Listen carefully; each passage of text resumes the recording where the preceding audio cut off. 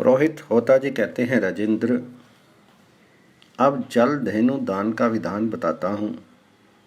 किसी पवित्र दिन में सबसे पहले गोचर्म के बराबर भूमि को गाय के गोबर से लीपकर उसके मध्य भाग में जल, कपूर, अगरू और चंदन युक्त एक कलश स्थापित करें।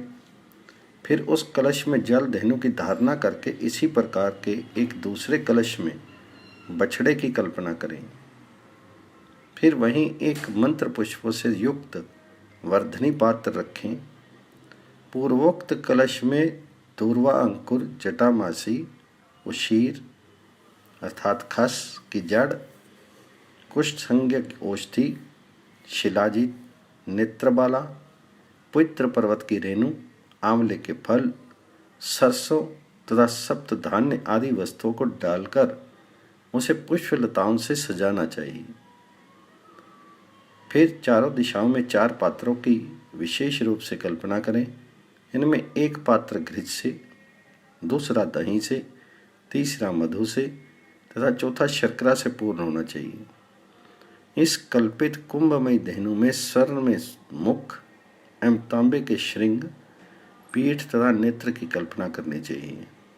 पास में कांसे की दोहनी रखें तथा उसके कुश के रोए बनाएं और सूत्र से उसकी पूंछ की रचना करें।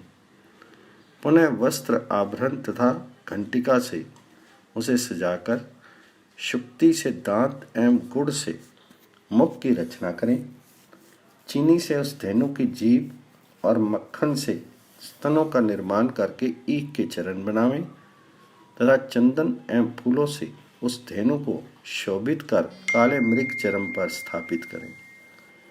फिर चंदन और फूलों से भली भांति उसकी पूजा करके वेद के पारगामी विद्वान को निवेदित कर दें। जो मानव इस धेनु दान को देखता और इस चर्चा को कहता सुनता है तथा जो ब्राह्मण ये दान ग्रहण करता है, वह सभी सौभाग्यशाली पुरुष पाप से मुक्त होकर विष्णु लोक में जाते हैं।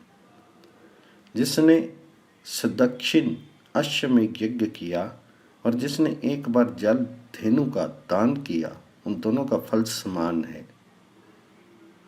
इस प्रकार जल धेनु के दान करने वाले व्यक्ति के सभी पाप समाप्त हो जाते हैं और वे जितेंद्रिय पुरुष स्वर्ग को जाते हैं। पुरोहित होता जी कहते हैं, राजन, संक्षेप में अब रस धेनु का विधान कहता हूँ। लिपि हुई पवित्र भूमि पर काला मृगचर्म और कुश बिछाकर उस पर ईख के रक्त से बड़ा हुआ एक घड़ा रखें और फिर पूर्ववत ही संकल्प करें। उस घड़े के पास में उसके चौथाई हिस्से के बराबर एक छोटा कलश बछड़े के निमित्त रखना चाहिए।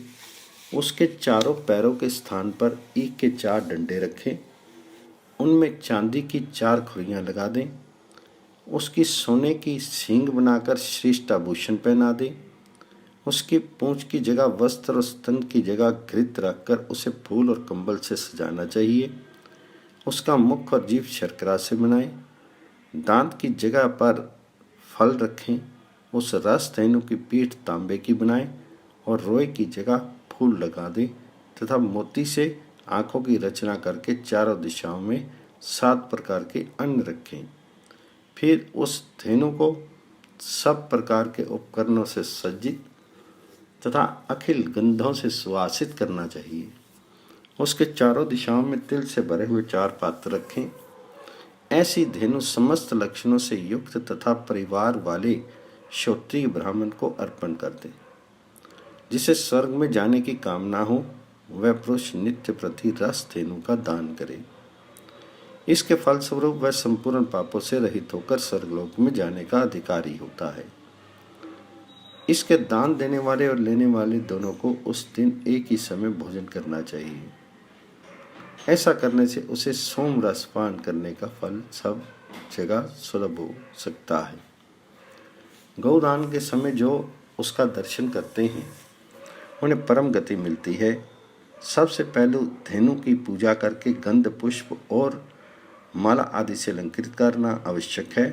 भक्ति के साथ विद्वान पुरुष उस धेनु की प्रार्थना करे। श्रद्धा के साथ श्रेष्ठ ब्राह्मण को रस धेनु देनी चाहिए। इस दान के प्रभाव से दाता की अपनी 10 पीढ़ी पहले की और 10 पीढ़ी बाद की तथा एक 21वां व्यक्ति स्वयं इस प्रकार 21 पीढ़ियां सर को चली जाती है, वहां से पुनः संसार में आना असंभव है। ये रासधेनु का दान सबसे उत्तम माना जाता है। इसका वर्णन मैंने तुम्हारे सामने कर दिया। महाराज, तुम ये दान करो, इससे तुम्हें परम उत्तम स्थान प्राप्त होना अनिवार्य है। जो पुरुष भक्ति के साथ इस प्रसंग को सदा पढ़ता और सुनता है, उसके समस्त पाप दूर हो जाते हैं और वह पुरुष विष्णु लोक को प्राप्त होता है। पुरोहित होता जी कहते हैं, राजन, अब गुड़ धेनु का प्रसंग बताता हूँ, उसे सुनो। इसके दान करने से सभी कामनाएं सिद्ध हो जाती हैं। लिपी हुई भूमि पर काला मृगचर्म और कुश बिछाकर उस पर वस्त्र फैला दें। फिर पर्याप्त गुड़ लेकर उससे धेनु की आकृति तथा पास में बछड़े की आकृति बनावें। फिर कांसे की दोहनी रखकर उसका मुख सोने का और उसके सींग सोने अथवा अगरू की लकड़ी से एवं मणि तथा मोतियों से दांत बनावें। गर्दन की जगह रत्न स्थापित करने चाहिए। उस धेनु की नासिका चंदन से निर्माण करें और अगरू कांच से उसके दोनों सींग बनावें। उसकी पीठ तांबे की होनी चाहिए। उस धेनु की पूंछ रेशमी वस्त्र से कल्पित करें और फिर सभी आभूषणों से उसे अलंकृत करें। उसके पैरों की जगह 4 ईख हों और खुर चांदी के। फिर कंबल और पट सूत्र से उस धेनु को ढककर घंटा और चवर से अलंकृत तथा शोभित करना चाहिए। श्रेष्ठ पत्तों से उसके कान तथा मक्खन से उस धेनु के थन की रचना करें। अनेक प्रकार के फलों से उस धेनु को भली भांति शोभित करना चाहिए। उत्तम गुड़ धेनु का निर्माण 4 भार गुड़ के वजन से बनाना चाहिए अथवा उसके आधे भाग से भी उसका निर्माण संभव है। मध्य श्रेणी की धेनु इसके आधे परिमाण की मानी जाती है और 1 भार में अधम श्रेणी की धेनु का निर्माण होता है। यदि पुरुष धनहीन हो तो वह अपनी शक्ति के अनुसार 108 गुड़ की डलियों से ही धेनु बना सकता है। घर में संपत्ति हो तो उसके अनुसार इससे अधिक मात्रा में भी बनाने का विधान है।